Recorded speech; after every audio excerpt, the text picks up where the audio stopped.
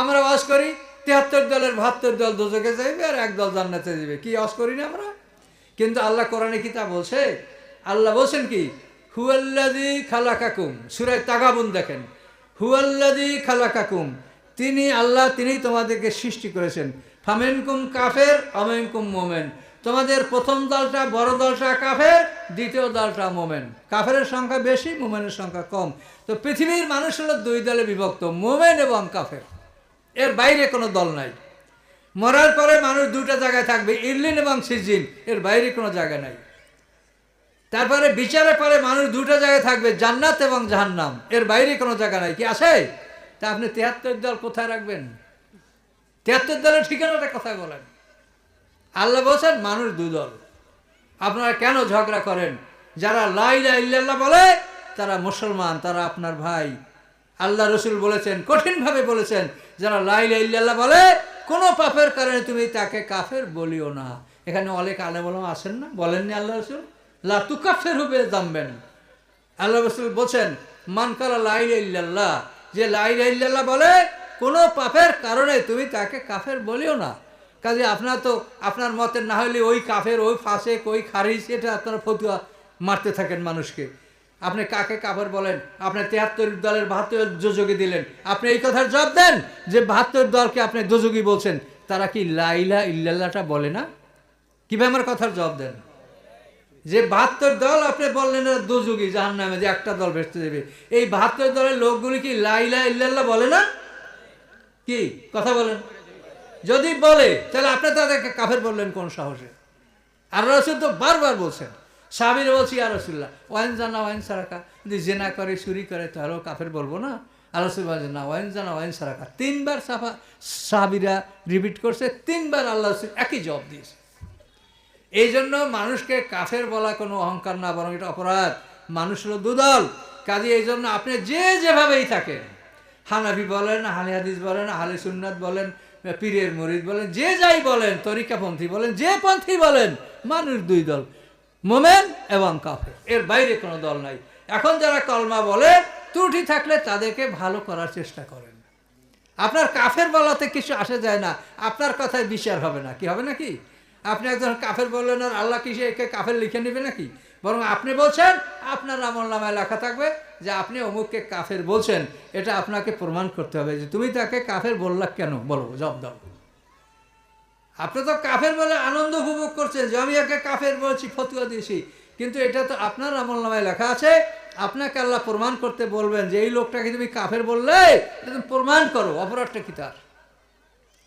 কাজে এই জন্য কোরআন থেকে কথা বললে আমাদের কথা এক হবে, আমাদের মধ্যে মতভেদ কমবে। কোরআনের মধ্যে মানুষ মানে বেশি কিছু ব্যবধানমূলক কথা বলতে পারবে না। হয়তো ইতিহাসের ক্ষেত্রে কিছুটা ব্যবধান থাকবে, কিন্তু মূল বক্তব্যে কোরআনের মধ্যে কোনো রকম দ্বিমত থাকবে না। এই জন্য আপনারা কোরআনের কাছে ফিরে আসেন। এই পৃথিবী যে এখন মহাবিপদগ্রস্ত, এর একমাত্র কারণ যে আমরা কোরআন থেকে দূরে সরে গেছি। কোরআনের সাথে আমাদের সম্পর্ক নাই। কোরআন প্রচার করা যে ফরজ, এইটা আলেমরা এই ফরজটাকে ভুলে গেছেন। আমি উলামায়ে কেরামদেরকে বলছি, কোরআনে আল্লাহ কি বলছেন সূরা আনামের মধ্যে, ইয়া আইয়ুর রাসূল, হে রাসূল, বাল্লিগ, প্রচার করুন, মা উনজিলা ইলাইকা মির রাব্বিক, রবের পক্ষ থেকে আপনার প্রতি যা অবতীর্ণ হয়েছে এটা আপনি প্রচার করুন। ওয়াল্লাম তাফাল ফামা বাল্লাগতা রিসালাতাহু, যদি আপনি একটা আয়াত প্রচার করতে বাকি রাখেন তাহলে আপনার রিসালাতের তাবলীগটা আল্লাহ তাআলা প্রত্যাখ্যান করবেন। এটা আপনি তাবলীগ করেন নাই বলেই গণ্য হবে, একটা আয়াত যদি প্রচার করতে বাকি থাকে। এখন বলেন উলামায়ে কেরাম, আপনারা একজন আলেমের মধ্যে একজনে হাত তুলে বলেন যে আমি সারা কোরআনটা প্রচার করেছি, অথবা প্রচার করার আমি পথে আছি। যারা অল্প বয়সী তারা তো আর সবটা এখনই প্রচার করতে পারবে না, কিন্তু তারা শুরু করতে পারবে যে আমি কোরআন প্রচার করতে শুরু করে আমি 5 পারায় গেছি বা 10 পারায় গেছি, আমি এটা ধারাবাহিক আমার কার্যক্রম চলছে। এটা আপনারা বলেন। উলামায়ে কেরাম, আমি মনে করাই দিচ্ছি হাসরের ময়দানে এটার জন্য আপনারা মহাবিপদগ্রস্ত হবেন।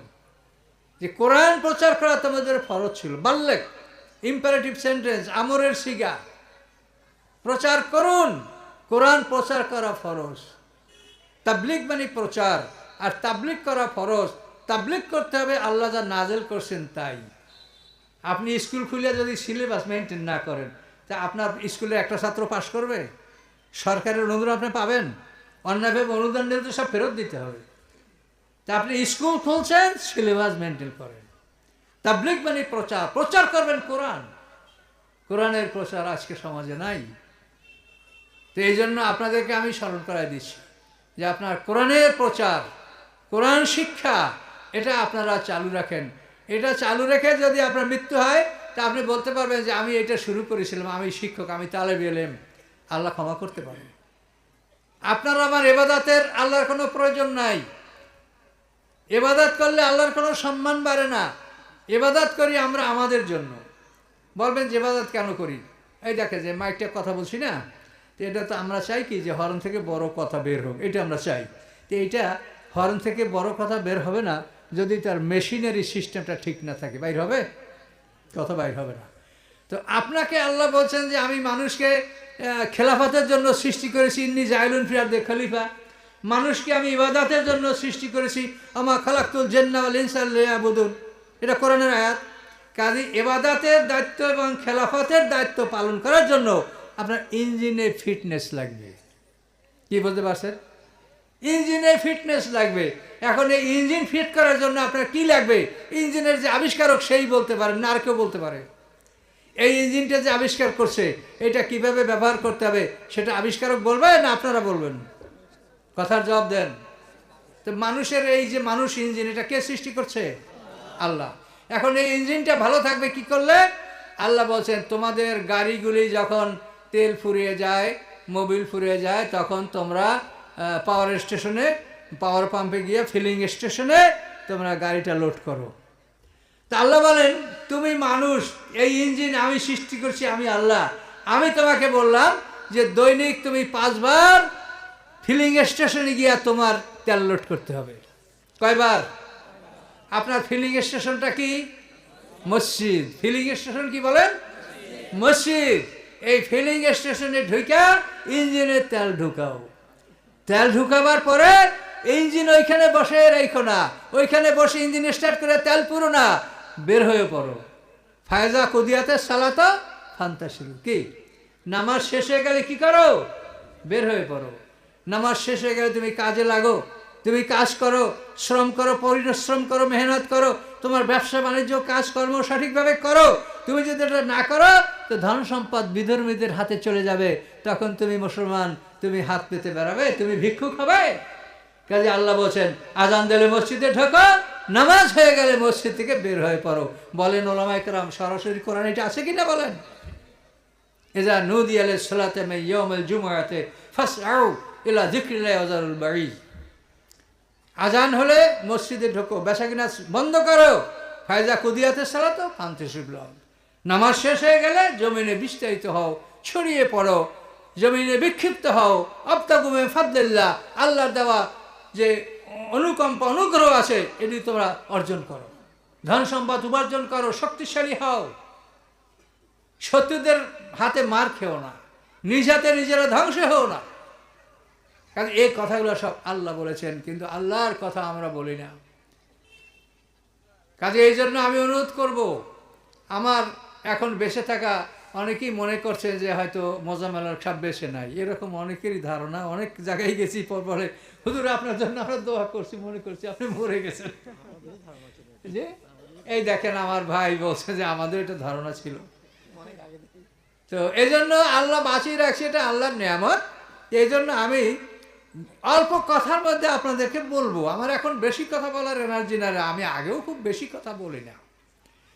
তো আপনারা বিষয়টা বোঝেন। তো আপনারা একটা গাড়ির তেল ফুরিয়ে গেলে ও পাম্পে, পাওয়ার পাম্পে যাইতে বাধ্য, ফিলিং স্টেশনে ঢুকতে বাধ্য। আর আপনাকে আল্লাহ বলছেন যে তুমি যদি এই মেশিনটার ফিটনেস চাও, তা তুমি 5 বার স্টেশনে ঢোকো। মসজিদ হলো তোমার ফিলিং স্টেশন। ওইখানে তুমি আল্লাহর কদমের উপরে সেজদা করো। আল্লাহর কদম থেকে তোমার মধ্যে তোমার এই ইঞ্জিন লোড হবে, নূর তৈরি হবে। তুমি এই লোড করে মসজিদ থেকে বের হয়ে তুমি ভালো কাজ করো।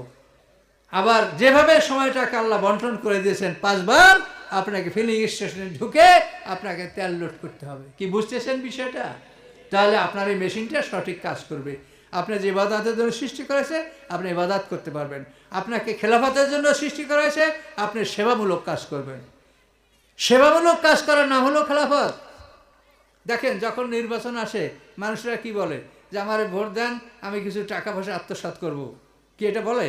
কি বলে যে আমাকে ভোট দেন, আমি আপনার রাস্তা করব, কালভার্ট করব, এই খালের নাব্যতা দূরে এটা আপনি খাল কাটবো, আপনাদের এই বিদ্যুৎ সুবিধা দেবো, সব কাজের কথা বলে। তো আসলেই খেলাফত মানে সেবামূলক কাজ করা। কিন্তু এই সেবামূলক কাজ করতে গিয়া আমাদের অনেকেই হোঁচট খাচ্ছে, মানে অনেকের দেখা যায় যে আত্মসাৎ করছে, টাকা পয়সা বিনষ্ট করছে। এটা তো অহরহ আমরা দেখতে পাচ্ছি। এটার একমাত্র কারণ যে ইঞ্জিন আনফিট। এই আনফিট ইঞ্জিনে ভালো কাজ করতে পারে না। এই জন্য ইঞ্জিন যদি দুরুস্ত না করেন তাহলে আপনি খেলাফতের সঠিক দায়িত্ব এদের দ্বারা আদায় করতে পারবেন না। এটা 100 ভাগ ঠান্ডা মাথায় চিন্তা করে দেখেন। খেলাফতের সঠিক দায়িত্ব পালন করতে হলে ইঞ্জিনকে সঠিকভাবে তেল মোবিল দিয়ে এটাকে সঠিকভাবে লোড ইঞ্জিনকে করতে হবে, ভালো হতে হবে। তাহলে আপনি ভালো সেবা করতে পারবেন। সেবামূলক কাজের জন্য এলা মানুষ সৃষ্টি করেছেন। আপনি খালি ঘরে বসে থাকবেন আর ইবাদত করবেন, আল্লাহর ইবাদত, আপনার ইবাদত দিয়ে আল্লাহ কি করবে বলেন? আপনি মানুষের সেবা করেন, জনগণের সেবা করেন, সৃষ্টির সেবা করেন, গাছপালার সেবা করেন, এটা আল্লাহ তাআলা আপনাকে চাচ্ছে। এখন এই সেবা করার জন্য আপনার যে ফিটনেস, এই জন্য আপনাকে ইবাদত অনুশীলন করতে হবে। তাহলে এখন বুঝতে পারছেন?